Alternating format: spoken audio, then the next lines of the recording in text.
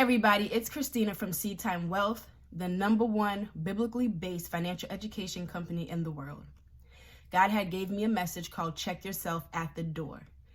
It's for people who may be struggling, trying to financially move from lack to abundance.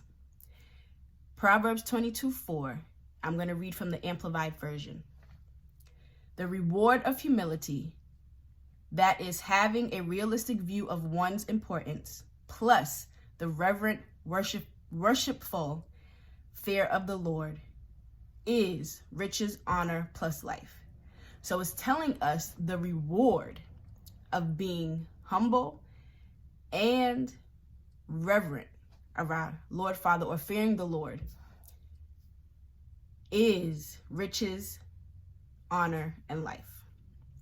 I want us to think about that for a second, because what the world tells us to do is to chase after these things, to do them ourselves. But what God is saying, it's a reward based on your ability to do two things: be humble and fear him. So I want to look at some terminology, because a lot of times we read the word, but we don't read it with understanding. We don't read it with knowing the idea of what it's saying. And so there are 4 ways that this verse can help us. The first way is by checking ourselves at the door. The first 2 words I want to go over is humble and modest, or modesty. So humble, these definitions come from dictionary.com. So humble meaning not being proud, arrogant, having a feeling of insignificance in comparison to who God is. So a lot of times we show up on the scene because of our status, our rank, our education, who God has created us to be, and we try to show him out. We try to say, we're important, God. You're not important. I did this. I got up every day and went to work. That's why I got promoted. Or I went through 4 years of college to become an accountant, and that's why I'm in the position that I'm in. Or my hand did this. I did this. We totally disregard who God is. And the thing about it is, a lot of times believers get this word humble a little off course, in a sense, because they think that the word humble means to make yourself low, or to just accept things thrown at you, or to just put yourself in a position where you're like almost like a doormat. When things go on, you hear a lot of Christians say, I'm just going to be humble, things like that. But that's not what true humility is. True humility is your ability to lower your importance, your rank, your status, and elevate or glorify the importance of God in your life. Modest or modesty, having or showing a moderate or humble estimate of one's merits, importance, free from vanity, egotism, and boastfulness. So throughout your life, you're going to go through certain things where you become important, where you have different merits. When you're in school, you get awards for, reading fast, or completing a test, or different things like that. You get a degree when you finish college, that's a merit. You went through 4 years, 6 years, and however many years, and you received this degree of completion at the end, this merit, right? You're in your job, and you was a janitor. Nothing wrong with being a janitor. I'm just using it for illustration, but you were a janitor, and you worked your way all the way up to CEO of that company. So your importance or your rank elevated, it increased. You got promoted, right? So modesty, or being modest, is one's ability, even through those merits or those important elevations of status, you are free from vanity, egotism, and boastfulness. You're not proud. You're not arrogant. Your ego is not over its head. You're not boasting, being boastful about it, saying, oh, I did this. I put myself through school. I read 6 times this week, and therefore that's why I passed the test at a high level. I worked my way up from janitor to CEO. In essence, you're giving God the glory. You're acknowledging him for blessing you with the ability to do such. So we have to check ourselves at the door, number 1. Number 2, we have to submit to God. So the third word is meekness. Humbly patient or docile, submissive and compliant, tame, gentle, kind, easily managed, readily trained, and teachable. So in order to reap this reward of riches, honor, and life, we have to have meekness. We have to be submissive to God. We have to be ready, willing, and able to be trained by him, to be teachable and coachable. In the business world, a lot of times they say, are you coachable? We have to be coachable by God, willing to be coachable, tame. We can't be wild. We have to be compliant to what he says, obedient, right? You can't increase without obedience. So in other words, just one word to explain that is being obedient. Your willingness to be obedient. Number 3, how are you acting toward people? God's going to test that even before he blesses you with riches, honor, and life. Because if you can't handle that in your position now, how are you ever going to handle that when God hands you over these things? These things come with great responsibility, and we have to start where we are. So how are you dealing with people? 2 words: clemency, merciful in disposition, character, compassionate, forgiving, and leniency, and gentleness, kindly, admirable, not severe or rough. Are you being merciful towards people as God is being more merciful towards us? We learn about that with, I can't think of it right now, it's not at the top of my head, but in the story where the servant asked his master to be merciful towards him and towards his debt, and to be forgiving of that. And his master said, okay, and he did. And then the servant went on to become great.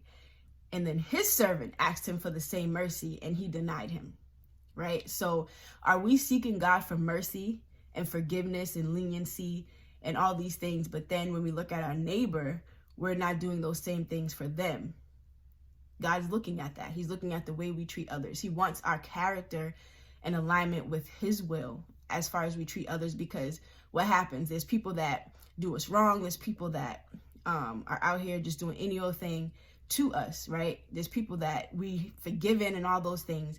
So if God was to bless us with riches, honor, and life, a lot of times in our human carnal emotion, one of the things is we want to go back and show them something, give them a piece of us, saying that, we made it and we were elevated to this place. What if that person came to you and said, hey, I'm down and out? Would you be merciful towards them and bless them with the same thing that God blessed you with and was merciful toward you with? So there's a lot of different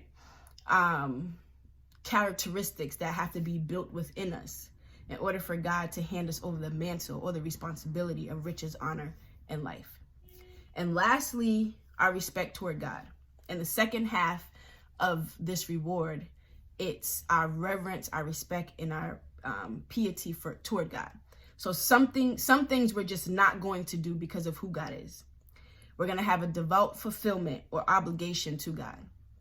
His word gives us tons of things that he asks us to be set apart from, to be different from, to live differently, because that's how people will identify us as his children. If we're living the way that the world is living, then how can they distinguish between us and them? They can't, right? So he asks us not out of, a lot of people feel like God is trying to keep us from fun or trying to keep us from doing certain things. But God is saying, listen, some of these things will hurt you. Some of these things will hurt the people around you. Not only that, I want people to know my children when they step on the scene. I want them to know beyond a reasonable doubt, this is my child. So there's some things I just want you to be set apart from, just because I want people to distinguish you from the world.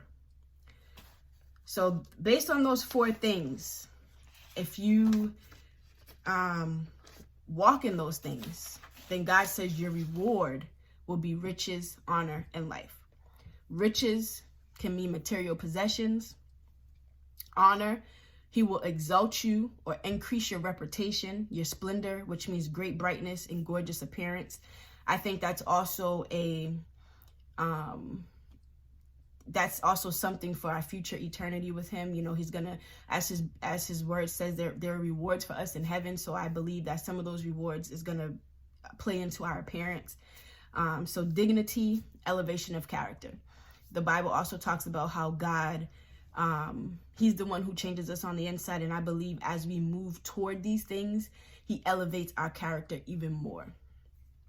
And lastly, life. So growth, reproduction, in the future, eternity or eternal life, right? So my question to you is, are you willing to lower your status of importance in ranking to glorify God? If you are, your reward will be riches, honor, and life. You will never have to chase riches, honor, or life ever again. In closing, when you become humble enough to be led by the Lord, you will be rewarded with riches, honor, plus life. Stop chasing it. Stop trying to elevate your own self. Stop trying to grow your own self. Submit yourself to the process. Submit yourself to the process. I can't say that enough, because in that process, it becomes easy. Your yoke becomes easy and your burden becomes light. When you're trying to do it on your own and you're trying to do it in your own strength and you're trying to do it the worldly way, it's going to bring hardship. It's going to bring the weight of the world upon you. You're going to toil. You're not going to have rest. I encourage everyone to meditate on this verse. Speak it into the atmosphere. Ask God, where do you need work? Where does your character need work at? Where do you need work when it comes to respect for him?